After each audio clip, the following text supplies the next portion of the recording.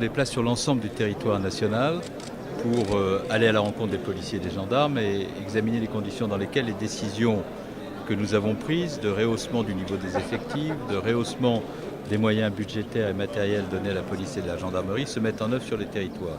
Vous savez que ce sont près de 9000 emplois nouveaux qui seront créés dans la police et dans la gendarmerie d'ici à la fin du quinquennat. Pour ce qui concerne le Puy-de-Dôme et Clermont-Ferrand, je viens d'indiquer le rehaussement des effectifs à hauteur de 62 policiers et gendarmes. Et puis nous avons mis dans le cadre de la menace terroriste un plan de protection des Français en place qui doit conduire les brigades anticriminalité, les PSIG, à intervenir dans des conditions d'efficacité renforcées. C'est la raison pour laquelle j'ai constaté avec plaisir que les nouveaux matériels dont j'ai souhaité doter ces primo-intervenants sont désormais arrivés, qu'il s'agisse des nouvelles armes, des nouveaux équipements de protection, demain des véhicules. Je suis venu ici à Clermont-Ferrand dans un contexte où les policiers et les gendarmes de France sont confrontés à la tristesse, à la peine, au chagrin.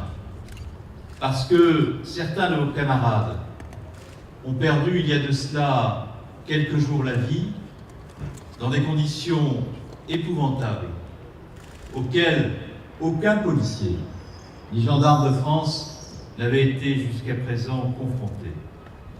J'évoque ici la mémoire de Jean-Baptiste Salvin et de Jessica Schneider qui ont été assassinés au terme d'un acte terroriste abject. Je suis aussi venu leur dire mon soutien parce que la police et la gendarmerie sont très durement éprouvées depuis des mois. Elles se trouvent en première ligne pour assurer la sécurité des Français.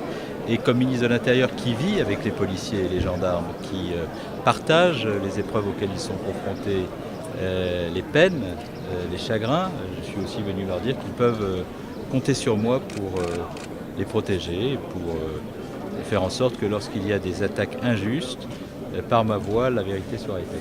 Il faudra revoir en détail tout ce qui a été annoncé, parce que des fois derrière les détails se cachent pas forcément des bonnes surprises.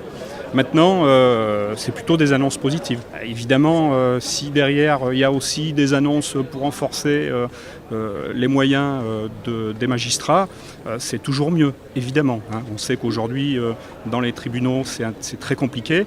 Effectivement, nos collègues attendent souvent des réponses de justice beaucoup plus fermes. On ne peut pas dire qu'il y a du laxisme, mais il y a des décisions souvent qui ne sont pas comprises par mes collègues.